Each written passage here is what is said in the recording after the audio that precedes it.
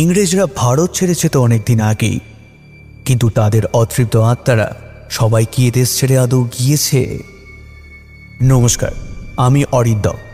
দি গপ্প.com-এর আজকের নিবেদন তন্ময় মুখার্জির লেখা গোসাইগঞ্জের সাহেব ভূত। তন্ময় মুখার্জির নিবাস উত্তর 24 পরগনা জেলার হালি শহরে। খুব ছোটবেলা থেকে কবিতা লেখার মাধ্যমে সাহিত্য জগতে আগমন।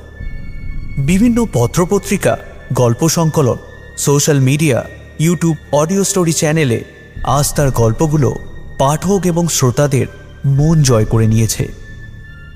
বিশেষত অ্যাডভেঞ্চার, রহস্য, গোয়েন্দা, গ্রাম বাংলার ভৌতিক গল্প, তন্ত্রমন্ত্র বিষয়ক গল্প লিখতেই তিনি বেশি ভালোবাসেন। 2022 আন্তর্জাতিক কলকাতা বইমেলায় তার একক সংকলন দুই অলৌকিক নামের বইটি এবং 2023 সালে কলকাতা বইমেলায় হর্ষনাথ চণ্ডাল গল্প সংগ্রহ নামের বই দুটি প্রকাশ পেয়েছে। লেখার জন্য বিভিন্ন সময়ে তিনি পেয়েছেন নানান পুরস্কার। এই উদ্যোগে পাশে থাকার জন্য আমরা লেখক শ্রী তন্ময় মুখার্জিকে জানাই আন্তরিক কৃতজ্ঞতা। আজ গল্প পাঠে সায়ন্তন বিভিন্ন চরিত্রে অভিনয় করেছেন স্বস্তিক, সাগ্নিক, ঋদ্ধিমান, নিবেদন এবং প্রভাকর। গল্পের সূত্রধর আমি Arindam from mystery lab. Poster ডিজাইনে মহাকাল প্রোডাকশন। সমগ্র পরিচালনা ও পরিকল্পনায় স্বপ্নদ্বীপ ও প্রভাকর। শুরু হচ্ছে গোসাইগঞ্জের সাহেব ভূত।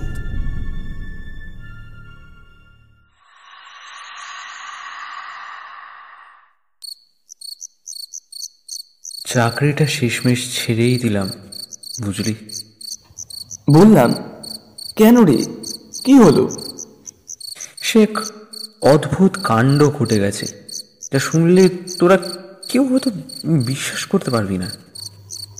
আমরা লেপেকে চেপে ধরতেই সে বলতে শুরু করলো। লেপে আমার পাড়ার ছেলে।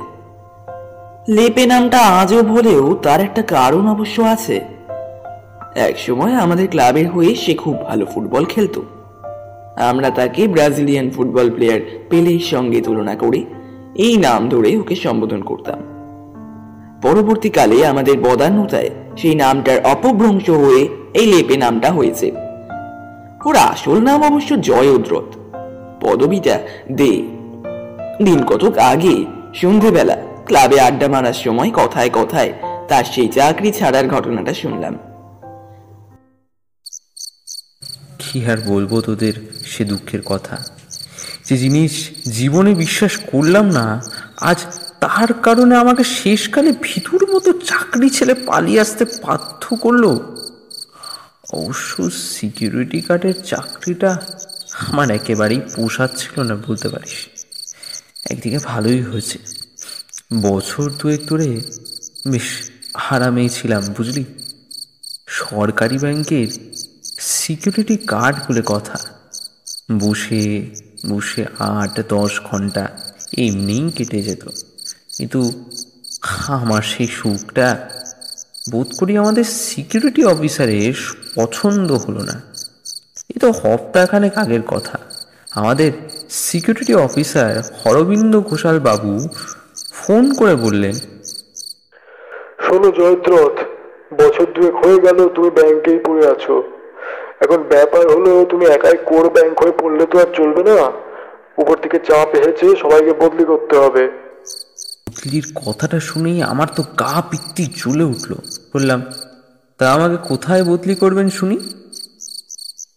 বললেন, সামনের সোমবার থেকে তোমাকে বদলি করা হলো গোসাইগঞ্জ, মেদিনীপুর।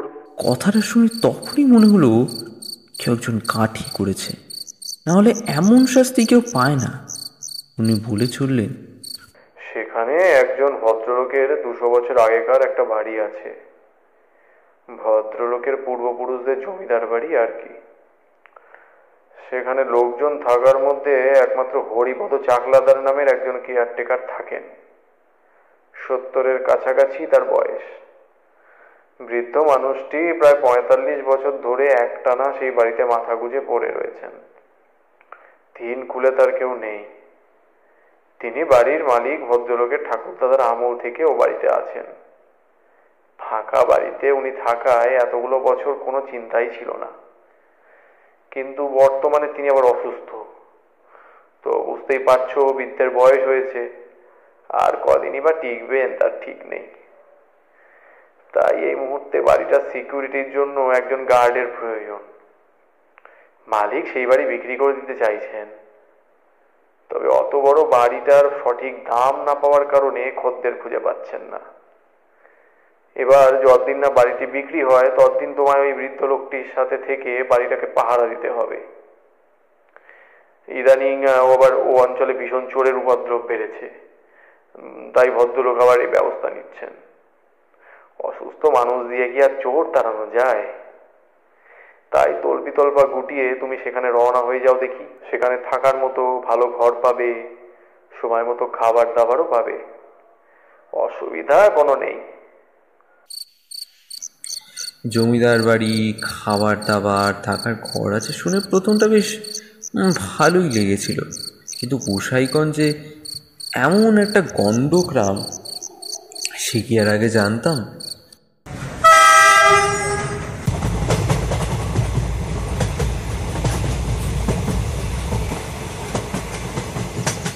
বিশ্বাস করবি না, প্রায় 3 ঘন্টা ট্রেন জার্নি করে মেদিনীপুর স্টেশনে পৌঁছতে প্রায় দুপুর গড়িয়ে বিকেল হয়ে গেল, কারণ ট্রেন লেট। তারপর সেখান থেকে ভ্যান রিক্সা চেপে গোসাইগঞ্জের দিকে যাত্রা শুরু করলাম। মিনিট 20 মধ্যে শহরতলি ছাড়িয়ে যখন অজানা গঞ্জের ভিতর দিয়ে ভ্যান রিক্সা আমায় নিয়ে চলল, তখন সেই পিচ ওঠা এবড়ো খেবড়ো রাস্তায় ভ্যান রিক্সায় বসে আমার পেট থেকে অন্নপ্রাশনের ভাত অবধি বেরিয়ে আসার জোগাড় হয়েছিল। শেষে এক প্রকার বাধ্য হয়ে মাঝ রাস্তায় নেমে ভ্যানওয়ালাকে ভাড়া মিটিয়ে বাড়ির ঠিকানা জিজ্ঞেস করে বাকি পথটা হেঁটেই ওখানে গিয়ে পৌঁছলাম। আর সেখানে গিয়ে যখন জমিদার বাড়িটাকে দেখলাম, তখন ভয়ে আমার আত্মারাম খাঁচা ছাড়া হয়ে গেল। আবছা অন্ধকারে দেখে মনে হলো বিরাট আকৃতির একটা ইটের দৈত্য যেন আমায় গিলে খেতে আসছে। জঙ্গলে ঢেকে যাওয়া নোনা ধরা ইটের একটা পুরো ফুটকে বাড়ি যাকে বলে। ভাবছি সামনে যা দেখছি তা যেন মৃত্যুপুরী। ভিতরে ভূত প্রেত না থাকার মতো কোনো কথা নয়। বাড়ির সামনে অমন একটা ঝুরঝুরে ইটের সিংহ দরজাটা, ইটের ফাঁক ফোকরগুলো 2-4টে বিষধর সাপ বেরিয়ে এসে কামড় বসে দিলে আর মুখে নেই। সে সময় কি করব ভাবছি, এমন সময় একটা পাণ্ডব পরিচিত একটা জায়গায় এসে পড়েছি যে চেঁচিয়ে মরে গেলেও কেউ বোধহয় বাঁচাতে আসবে না। আচমকাই দূরে কোথাও হুক্কা হুয়া করে শিয়াল ডেকে উঠল। আমার গলাটা শুকিয়ে আড়ষ্ট হয়ে গেল, মুখটা থুকফুক করছে। নিজেকে প্রতিদিন শহরে আলোতে থেকে যতটা না সাহসী ভাবতাম, পুরো বাড়িটার সামনে অন্ধকারে দাঁড়িয়ে সেই সাহস আমার যেন মুহূর্তের মধ্যে চুপসে গেল। বাড়ির ভিতরে ঢুকবো কিনা এবং ঢুকে দেখব কিনা ভাবছি, সে সময় হঠাৎ কোথা থেকে ঝমঝম করে বৃষ্টি শুরু হলো। অগত্যা দৌড়ে গেলাম বাড়িটার ভিতর দিকে। পেল্লাই সেই ভগ্ন সিংহ দরজা দিয়ে বাড়ির ভেতর ঢুকে দেউড়ি পার করে ডান পাশের একটা ঘরের দরজার ফাঁক খুলে সামান্য হলদে আলোর রেখা দেখতে পেয়ে সেখানে গিয়ে দাঁড়ালাম। ঘরের ভিতর থেকে একজন বুড়ো মানুষের খুব করে বার কত কাশি শব্দ শুনে যেন প্রাণ ফিরে এলো। মনে মনে ভাবলাম, অন্তত একজন মানুষ অন্তত এই বাড়িটায় আছে।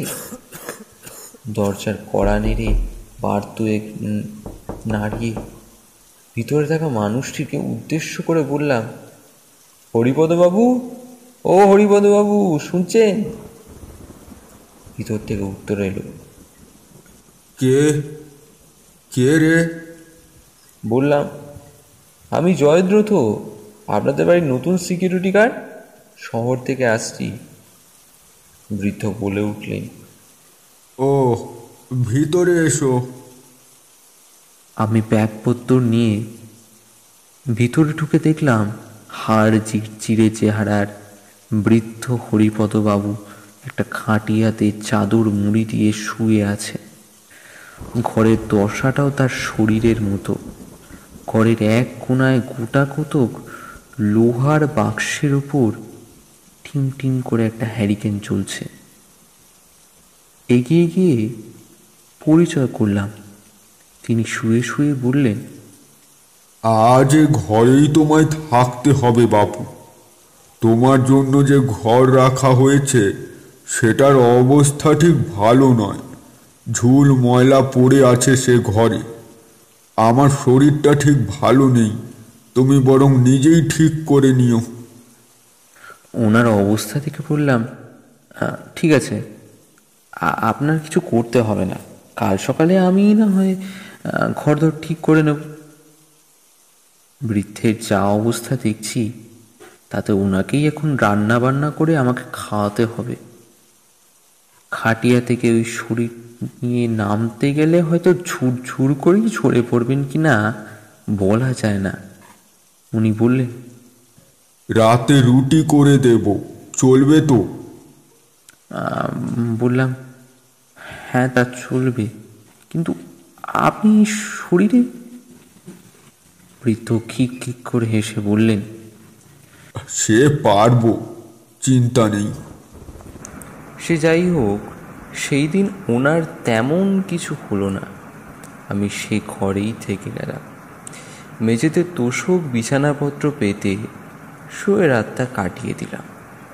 সারাটা রাত ওনার খুব খুব কাশির শব্দে আমার খুবের 12টা বেজে গিয়েছিল। মনে মনে ভাবছিলাম, সকাল হলে এই ঘর থেকে বিদেয় নিতে পারলে বেঁচে যায়। সেদিন রাতে ওনার হাতে তৈরি রুটি আর সবজি খেয়ে আমার পেটে ব্যথা শুরু হয়ে গিয়েছিল। পরদিন পাশের একটা ঘর পরিষ্কার করে নিজের বন্দোবস্ত নিজেই করে নিলাম। রান্নার দায়িত্বটা আমার ঘাড়ে এসেই পড়ল। এদিকে আমায় পেয়ে বৃদ্ধ খুব খুশি। পরদিন আমি বারান্দায়, ঘরের বাইরে এক চিলতে যাকে বারান্দা বলে, সেখানে বসে রান্না বান্নার জোগাড় করছি, আর ভদ্রলোক দৌড়ে বসে হুকো টানতে টানতে আমাকে নানান ধরনের ভূতের গল্প শুনিয়ে ভয় দেখানোর চেষ্টা করছেন। বাইরে ঝিরি ঝিরি বৃষ্টি, তার মধ্যে হাড় কাঁপানো ঠান্ডা। স্টোভ চালিয়ে নিয়ে হাঁড়িতে চালে ডালে খিচুড়ি বসিয়ে দিলাম। বৃদ্ধ সেই সময় এই জমিদার বাড়ির পূর্বপুরুষদের সমস্ত কিচ্ছা কাহিনী থেকে শুরু করে বাড়ির পিছনে যে এককালের একটা পুরনো কবরস্থান ছিল সেখানকার নানান ধরনের সব ভুতুড়ে কাহিনী তিনি আমায় শোনাতে লাগলেন। উনি বললেন, এই বাড়িটা বানিয়েছিলেন জমিদার শ্রী রমাকান্ত বন্দ্যোপাধ্যায়ের নামে একজন দাপুটে জমিদার মশাই। আজ থেকে তাও প্রায় 150 বছর আগের কথা। তারপর থেকে 4 পুরুষের বসবাস ছিল এখানে। পঞ্চম বংশধর মানে বর্তমানে যিনি এই বাড়ির মালিক, শ্রী কমলাকান্ত বন্দ্যোপাধ্যায়, ভবানীপুরে থাকেন। বাড়ির পিছনে কবরের স্থান থাকলেও ভূতের উৎপাত কোনো কালেই এই বাড়িতে তেমন কোনোদিনও ছিল না। বরং সে সময় ভূতেরা এই বাড়ির অনেক কাজ টাজ করে দিত। এমনকি কাছারি বাড়ির হিসেব নিকেশও নাকি নির্ভুলভাবে করে দিয়ে যেত। কাজে কেউ ফাঁকি দিলেই তার পিঠে পড়ত ভূতের কিল চর ঘুষি। বলতে পারা যায় যে উপকারী ভূত ছিল তারা। এইসব কথা শুনতে শুনতে আমি হাসবো না কাঁদবো চিন্তা করছিলাম। তবে অমন আবহাওয়ায় শুনতে মোটেও খারাপ লাগছিল না। তার এই গল্প শোনার পর আমি বৃদ্ধকে বললাম, আপনি নিজের চোখে সেই ভূতেদের কখনো দেখেছেন নাকি? বললেন, হ্যাঁ, তা বহুবার দেখেছি। সেসব ছিল ইংরেজ সাহেবদের ভূত, বুঝলে। সাহেবরা মরে গেলে তাদেরকে এই জমিদার বাড়ির পিছনে কবর দেওয়া হতো। বললে বিশ্বাস করবে কিনা জানি না, তবে এ কথাটা সত্যি যে জমিদার শ্রী রমাকান্ত বন্দ্যোপাধ্যায়ের আমলে প্রায় দিন রাতের বেলা সাহেবের ভূতেরা এসে এই জমিদার বাড়ির জলসা ঘরের মজলিসে অংশগ্রহণ করতেন। আমার পিতামহ তাদের নিজের চোখে মদের গেলাসে ঠোকাঠুকি করে মদ খেতে দেখেছেন।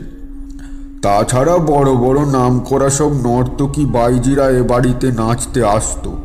তাদের মধ্যে কতজন যে নাচতে নাচতে সাহেবদের ভূত দেখে হার্ট ফেল করে মারা গেছে তার হিসেব নেই। এখনো মাঝে মাঝে তাদের ভূতেদের ঝুমঝুম করে পায়ের নপুরের শব্দ, তবলা, সেতার, বেহালার শব্দ উপরের জলসা ঘর থেকে রাতের বেলা শোনা যায়। সবে তো এলে, আরো 2-4 দিন এখানে থাকো, তাহলে তুমিও শুনতে পাবে। ওনার এইসব অবাস্তব কথা শুনতে শুনতে বেশ ইন্টারেস্টিং লাগছিল। উনি এক থেলা খিচুড়ি সাওয়ার করে ঘরে গিয়ে দিবানিদ্রা দিলেন। বিশাল বড় একটা খোলা মাঠের মাঝখানে হাট ঝিরঝিরে সেই পোড়ো বাড়িটার পশ্চিম দিকে খোলা মাঠ বরাবর মাইল 2 কাঁচা মাটির সরু রাস্তার শেষে একটা ছোটোখাটো নদী আছে।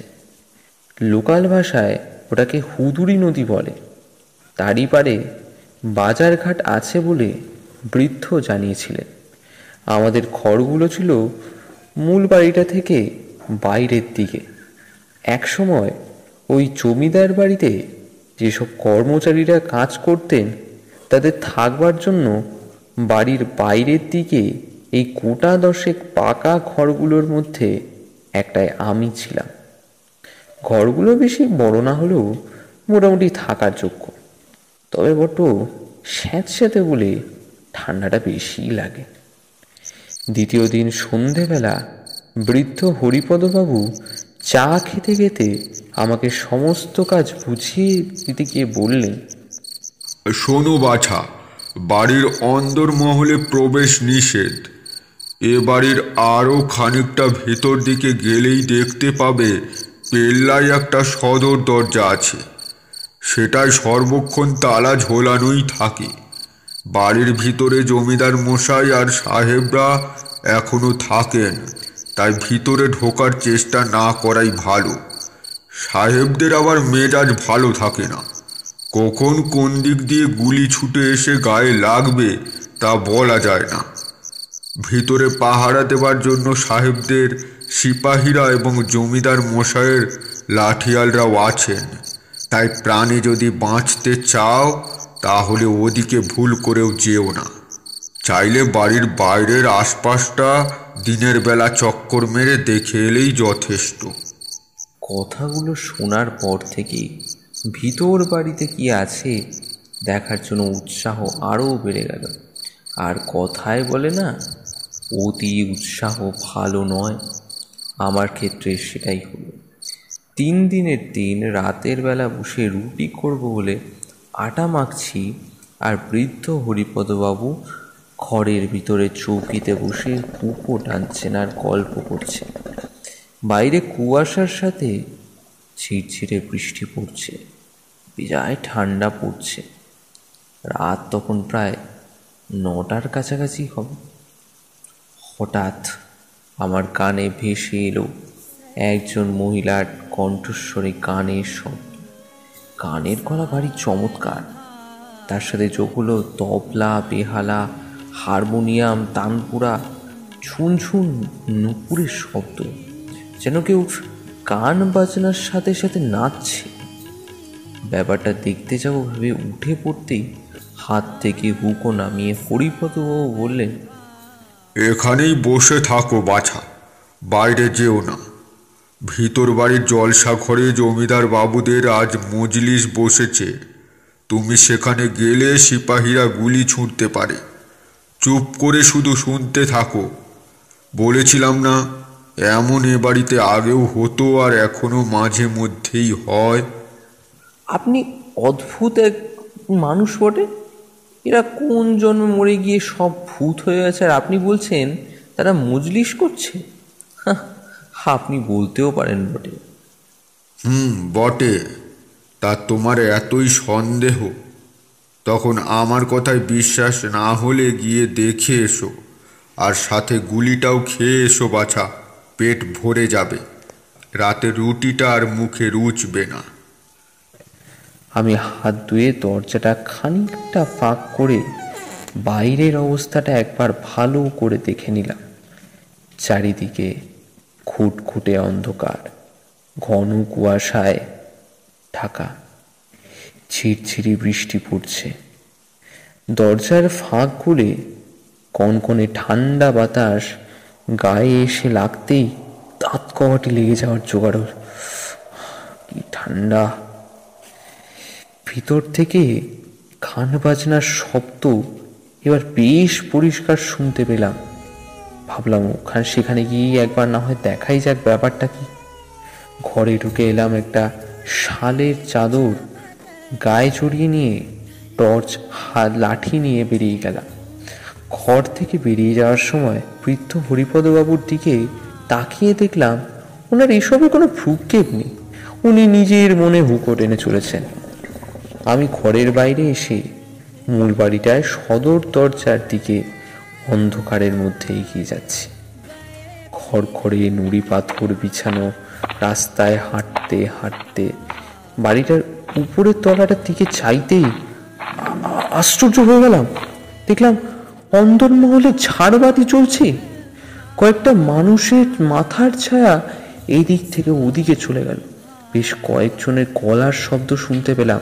তারা সমবেত কণ্ঠে চেঁচিয়ে বলছে, বাহ যমুনা ভাই, বাহ!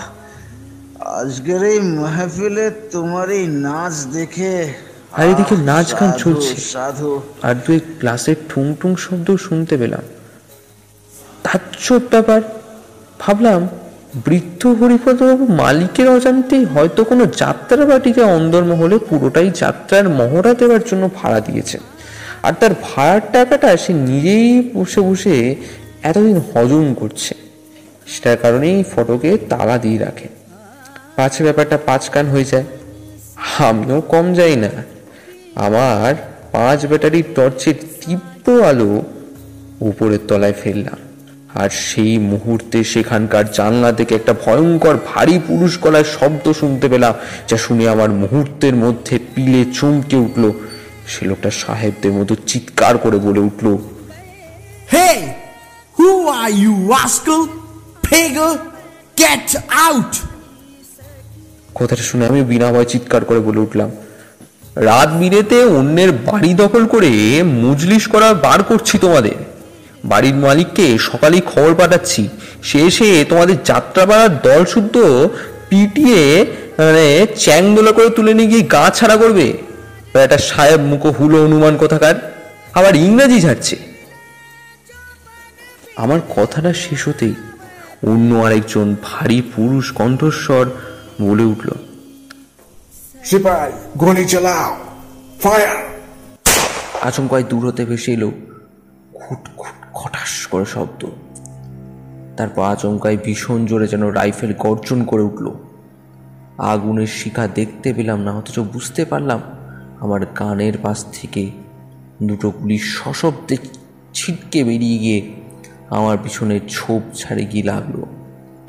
আমি ভয়ের ঠেলায় লাঠি টর্চ ফেলে দিয়ে পিছন ফিরে দিলাম দৌড়।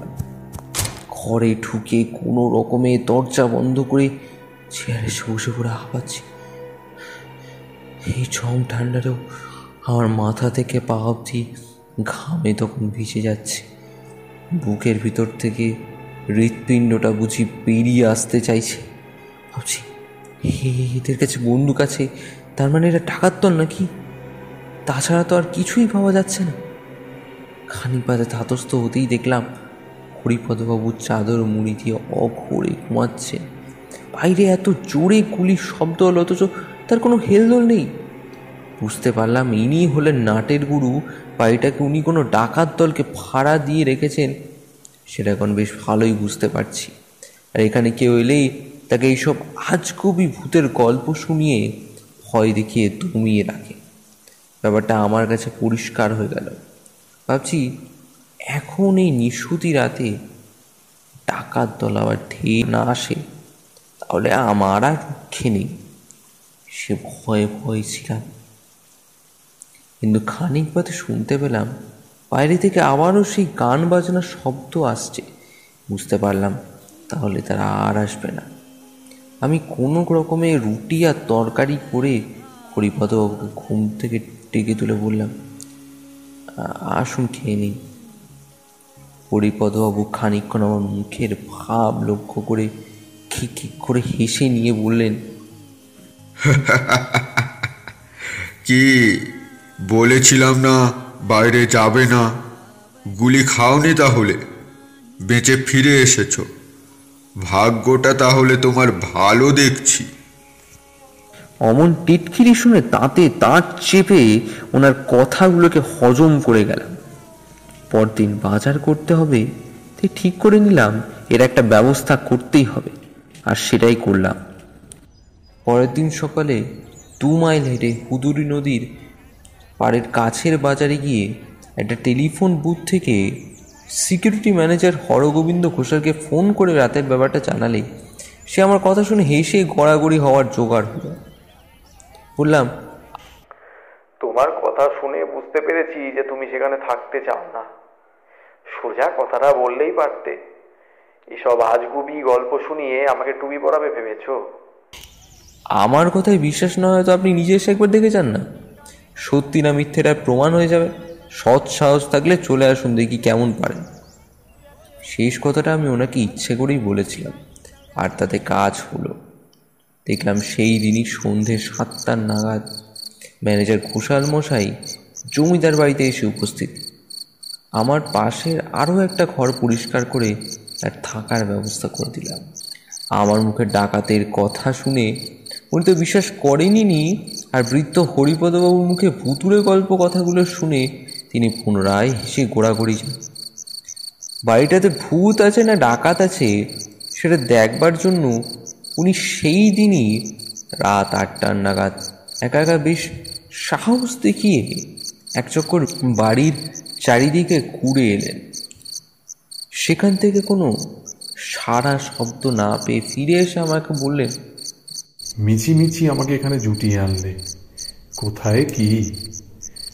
আগামীকাল সকালে বাড়ি ফিরে যাব, তারপর তোমাকে চাকরিতে রাখবো কি না সেটা ভেবে দেখব। তোমার মতো ভীতু লোকেদের অন্তত এই সিকিউরিটি গার্ডের চাকরিতে না রাখাই ভালো। এইসব কথা শুনে মনে মনে ভীষণ আনন্দ পেলাম। ভাবলাম, রইল আপনার চাকরি, কে করতে চায়। সেদিনই রাতে খাওয়া দাওয়া সেরে যে যার ঘরে লেপের তলায় ঘুমে আচমকাই ঘরের বাইরে থেকে একটা না গুলির শব্দ আর বহু লোকজনের চিৎকার চেঁচামেচিতে আমার সমস্ত ঘুম চটকে গেল। ভাবলাম তাহলে পুলিশ এই আস্তানায় ডাকাতদের খোঁজ পেয়ে ধরপড় করে বিছানায় উঠে বসে শব্দগুলো ভালো করে শুনে মনে হলো ঘরের বাইরে গোলাগুলি চলছে। ভাবলাম তাহলে পুলিশ এই আস্তানায় ডাকাতদের খোঁজ পেয়ে তারা তাদের দলটাকে ধরতে এসে গেছে, একে অপরের দিকে গুলি চালাচ্ছে। যাক, বাঁচা গেল, তাদের খবর দেওয়ার প্রয়োজন হলো না। এসব যখন ভাবছি সে সময় হঠাৎই আমাকে চমকে দিয়ে আমার ঘরের দরজায় বেশ কয়েকবার কষাঘাত করে বাইরে থেকে ম্যানেজার ঘোষাল ভয়ার্ত কণ্ঠস্বরে চেঁচিয়ে বললেন, ওরে বাবা রে, কি হচ্ছে রে? ও বাবা জয়দ্রথ, দরজা খোল বাবা, নাহলে যে ইংরেজদের গুলি খেয়ে আমার শরীরটা যে ছাকনি হয়ে যেতে বসেছে বাবা। আরে ওরে বাপ রে বাপ, আরে ইংরেজদের গুলি খেয়ে শহীদ হয়ে গেলাম রে, আমাকে বাঁচা, ওরে বাঁচা। কথাগুলো শোনা মাত্র ব্যাপারটা আন্দাজ করতে পেরে আমি সাথে সাথে খাট থেকে নেমে এক প্রকার ছুটে গিয়ে দরজা খুলে দিতেই অন্ধকারের মধ্যে থেকে ঘোষালবাবু যেন হুড়মুড়িয়ে আমাকে ধাক্কা দিয়ে ঘরে এলেন। বাইরে থেকে শুনতে পেলাম তুমুল চেঁচামেচি আর তার সাথে গুলির শব্দ। আমি তৎক্ষণাৎ দরজা বন্ধ করে ছিটকিনি তুলে দিয়ে ফিরে এলাম। ধীরে ধীরে সব কিছু শান্ত হয়ে গেল। আমি হ্যারিকেনে আলোটাকে খানিকটা বাড়িয়ে দিয়ে বললাম, কি হয়েছে আপনার? ঘোষালবাবু ভয়ে কাঠ হয়ে বিছানার এক পাশে সিটিয়ে বসে হাঁপাতে হাঁপাতে শুকনো গলা বললেন, ও তোমার কথাই ঠিক, বাড়িটা অদ্ভুত কিছু একটা আছে। আমি এক গ্লাস জল তাকে এগিয়ে দিলাম। উনি এক চুমুকে গ্লাসের সমস্ত জল খেয়ে খানিকটা ধাতস্থ হয়ে বললেন, আরে আমি বিছানায় শুয়ে ঘুমোচ্ছিলাম, আচমকাই দূর থেকে একটা ঘোড়ার গাড়ি ছুটে আসার শব্দ শুনতে পেলাম। ঘুম ছুটে গেল। কান খাড়া করে শুনতে পারলাম যে ঘোড়ার গাড়িটা আমার ঘরের সামনে এসে যেন থেমে গেল। তারপরে ভারী বুট চালার শব্দ কানে এলো। এবার শুনতে পেলাম কে যেন একজন বলছে, আরে বাবা, আমার কি সৌভাগ্য! আসুন আসুন লর্ড মান্টো সাহেব, আসুন। আজ আপনার জন্য বেনারস থেকে গুলমোহর বাইকে আনিয়েছি। খুব নাম করা বিখ্যাত ফেমাস বাইজি সাহেব। আজকের মেহফিল জমে জমজমাট হয়ে যাবে। এরপর একজন সাহেবী কণ্ঠস্বর আবার বলল, মিস্টার জমিনদার, হুইস্কির ব্যবস্থা না থাকিলে সঙ্গীত শুনিয়া লাভ নাই। তাহার পর্যাপ্ত ব্যবস্থা আছে কি? প্রথমজন হেসে বলল, কি যে বলেন স্যার, হুইস্কির ফোয়ারা মানে আলাদা একটা ফাউন্টেন জলসাঘরে আপনার জন্য লাগিয়ে রেখেছে সাহেব। আসুন না, দেখতে পাবেন। এই অবধি শুনে ব্যাপারটা তাজ্জব লাগলো, কিন্তু চাক্ষুষ করতে হলো বিপত্তি। বিছানা থেকে উঠে ঘরের দরজা খুলে বাইরে যে কাউকে দেখতে পেলাম না। অথচ হঠাৎই কে যেন বাইরের ঘুটঘুটে অন্ধকারের মধ্যে থেকে ভারী গলায় বলে উঠল, স্কাউন্ডাল, গেট লস। বলেই সাথে সাথে হইচই বেঁধে গেল। তারপর চললো একটানা গুলি। আমার দরজায় এসে সেগুলো যেন ফুটো করে দিচ্ছিল, অথচ কাউকেই দেখতে পাচ্ছিলাম না। আমি পড়ে গিয়ে মনে করে ছুটে এলাম তোমার দরজায়, আর তখনও আমার পিছন থেকে দরম দরম করে অনবরত গুলি চালিয়ে যাচ্ছে। ভাগ্যিস তুমি আমার দরজা খুলে দিলে, ভেতরে ঢুকিয়ে নিলে আমাকে, না হলে এতক্ষণে আমি বোধহয় শহীদ হয়ে যেতাম। ও কি ভয়ানক ব্যাপার! এরা তো দেখছি ডাকাত, এদের কাছে রাইফেল আছে। এইরকম ঘটনা আমি বাবের জন্ম দেখিনি। ওরা আবার তোমার ঘরে ঢুকে পড়বে না তো? না, তা আসবে না।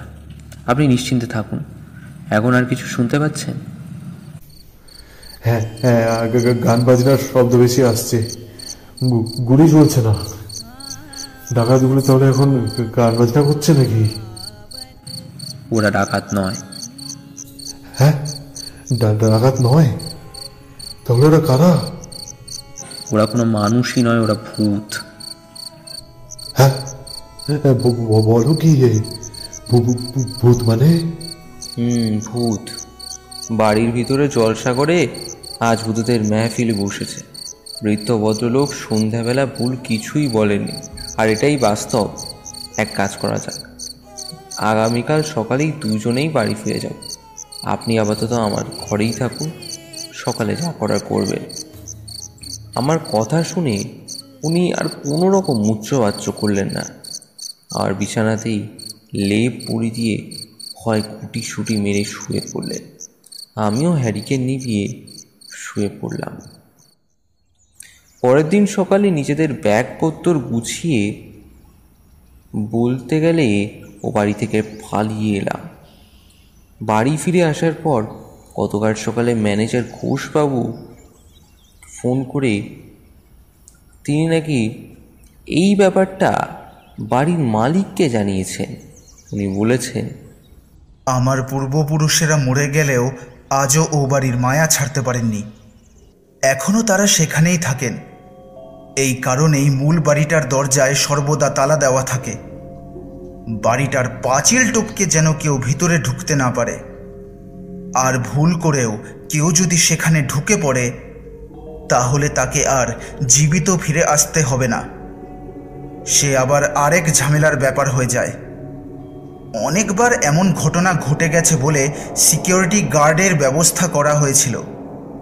এই সমস্ত ভুতুরে ব্যাপার স্যাপার ঘটে যায় বলেই বাড়িটা বিক্রি হচ্ছে না। সে যাই হোক, তোমায় অন্য কোনো ভালো জায়গায় পাঠিয়ে দেবো। কথাটা শুনেই বলেছিলাম, থাক, তার আর দরকার হবে না, কারণ ভীতু লোকের আন্ডারে আমি আর থাকতে চাই না। আমি অন্য কোনো কাজ খুঁজে নেব। কথাটা বলেই ফোনটা কেটে দিয়েছিলাম। পরের দিন রিজাইন দিলাম। এই হলো আমার সেই চাকরি ছাড়ার ঘটনা। বললাম, তুই তাহলে ভূত আছে বলেই শেষকালে মেনে নিলি? সে বলল, হ্যাঁ, শহীদ হতে গিয়ে বেঁচে গেছি ভাই, না মেনে উপায় যে নাই।